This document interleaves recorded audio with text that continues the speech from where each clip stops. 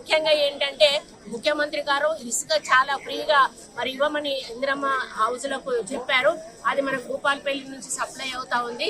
అదే విధంగా వీళ్ళు తెలియక కొంత అమౌంట్ ఎక్కువ ఖర్చు పెట్టి కంకర కానీ అట్లాంటివి స్టీల్ కానీ కొంచెం థిక్ స్టీల్ పెట్టడం అట్లా చేయడం వలన వీళ్ళ ఎస్టిమేషన్ కూడా దాటిపోయే ఛాన్సెస్ ఉన్నాయి.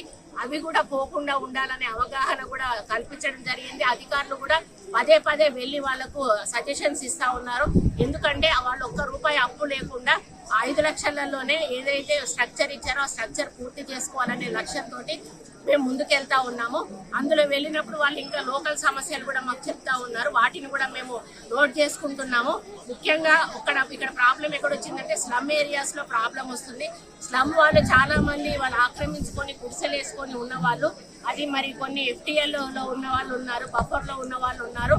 వాళ్ళు మాకు ఇల్లు కావాలి అని అడుగుతున్నారు. పట్టాలు ఏంది మళ్ళీ ఇల్లు ఇవ్వడానికి లేదు. పట్టా కావాలి అంటే ప్రభుత్వం నుంచి ఆ యొక్క FTL ఏరియాలో కానీ బఫర్ లో కానీ వాళ్ళు పర్మిషన్ ఇచ్చే అవకాశం లేదు.